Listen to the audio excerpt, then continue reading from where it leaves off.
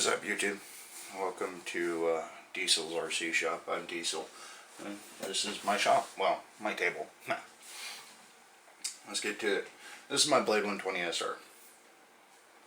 Done quite a few upgrades to it. I'm roughly about 40% done with it. Well, 40% of upgrading it.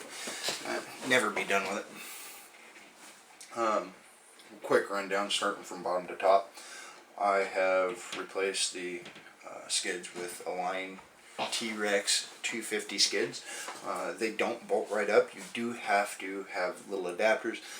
Several places sell the adapters, but best bang for your buck is go to Ronkin. They sell the aftermarket battery tray, which would be this thing. If you have one of these, you know what the original battery tray looks like. They are junk. They keep breaking because they are very cheaply and compact size built. The other issue with the original battery tray is that the main harness for the battery is wrapped around this canopy support, wrapped around and then tucked underneath. Well, the problem with that is it puts it dangerously close to the main drive gear. I don't like that. I don't like wires, very powerful, well, not very powerful, but enough to start a fire, wires touching something that turns at high speeds. It's not a good day. So I actually found on YouTube somebody had done what I've done here, which is take the main harness and run it behind the 5-in-1 board. With the Align skids and this battery tray, it actually puts it completely and utterly out of the way of the main drive gear, which is a good thing. Next thing I did was the swash plate, because you kept breaking the swash plates. Swash plates have little plastic ball links on them. Those break. The little rotation collars break. This is my second one that I've ever bought. That's your swash plate. Just in case you've never actually taken it apart, this is what it looks like taken apart. And you can tell, or you can see, that the little ball right there is broken. Hey, you break shit. It's part of the hobby. It's the fun part of the hobby, right? Besides running it. Next was the anti-rotation collars. Or collar. I haven't replaced the other one yet. Replaced that because it was worn out from a lot of use and beating up and busting. Hey, it's fun. The last main thing that I have replaced was the, and I'll get to a couple other things that you might see here in a minute. The other main thing that I replaced was the main shaft. I was having a head vibration problem, and it's going to be one of the links to the, or one of the description links is head vibration problems. I went through and I replaced the main head. Now, granted, I replaced it with a stock one, but I replaced it with a brand new one because I was having some other issues with it too. I replaced the fly bar because it was actually bent, and the anti-rotation collar and the swash plate. Still getting this massive vibration in the head. I mean, look like a paint mixer. Just Well, after much diagnosis and scratching my head and cussing, I found that my main shaft was actually cracked and slightly bowed. So I did some research and looked around and tried to find the best thing I could do to it. And they have carbon fiber ones. Ronkin makes one. Horizon makes one. Several other people make the main shaft for this. The one that I found that I like is this one. The Micro Helis aluminum main shaft. It's strong. I mean, I can't bend it. Not even with both hands. And yeah, I'm just doing that for show. I would suggest doing this. I mean, I did it mainly for looks and for stability of it, because I know I'm going to crash the hell out of this thing some more. I will crash it probably until the day it no longer flies and I can't get parts for it. It's part of the hobby. You crash. Get used to it. One thing that when you do buy one of these, if you do buy one of these. If you already have one, something you should look into, because I will bet you if you haven't done this, you already have this issue, is your tail boom will crack. Because there's no stabilization supports. That's what these rods are. They stop the tail boom from shifting as it's turning. Those are invaluable. I suggest doing that right away.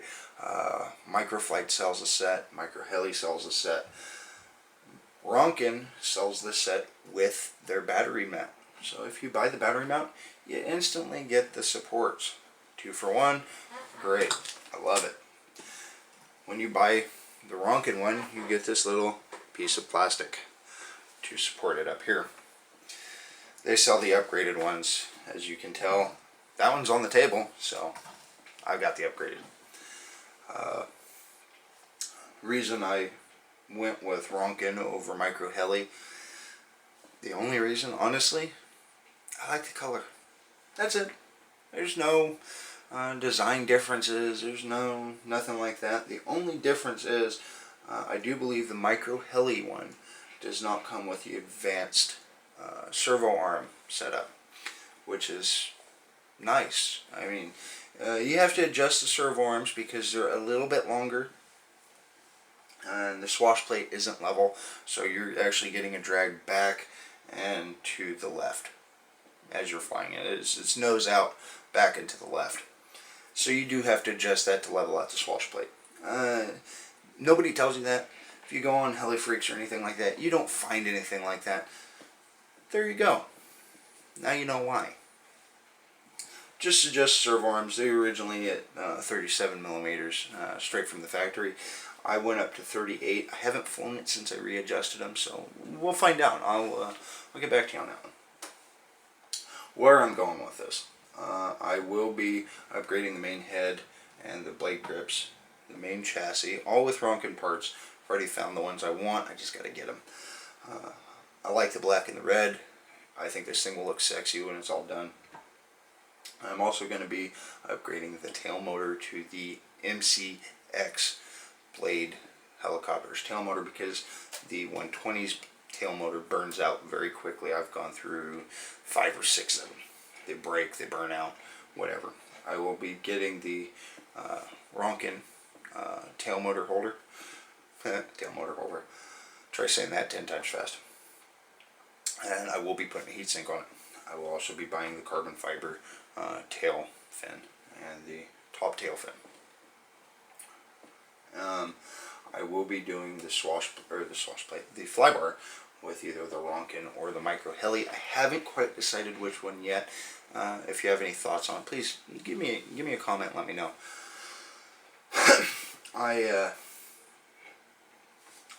Again, it's more for look now because I've upgraded, except for the tail motor. The tail motor is a big problem with this, and if you have one, you understand why. If you don't, change it to the the MCX motor.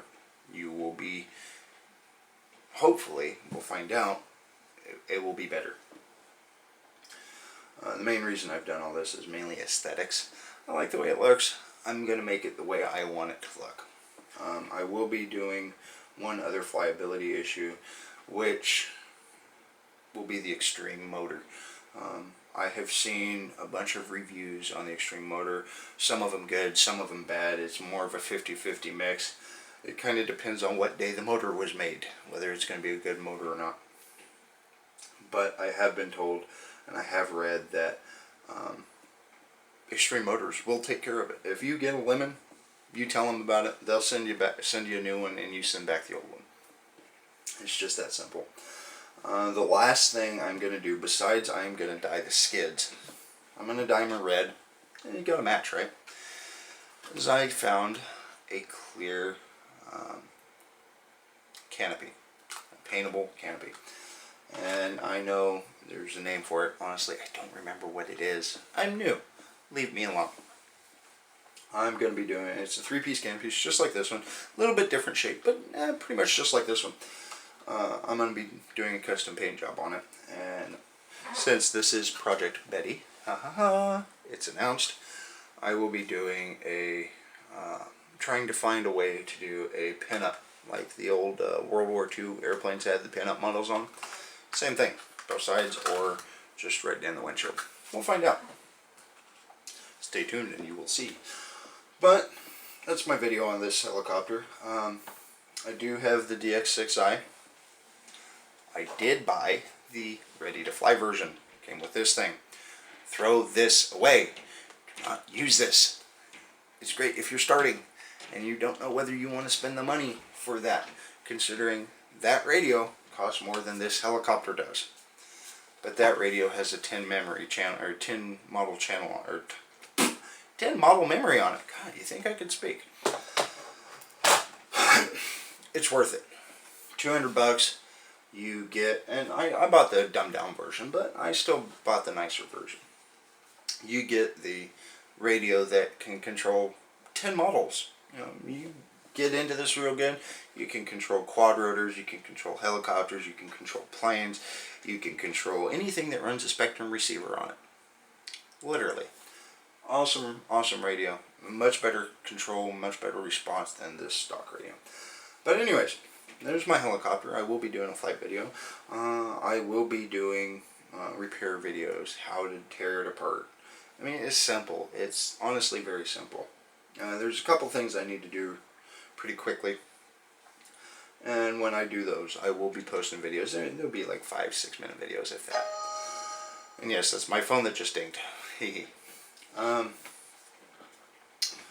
When you watch this, please leave a comment. Let me know what you think of it.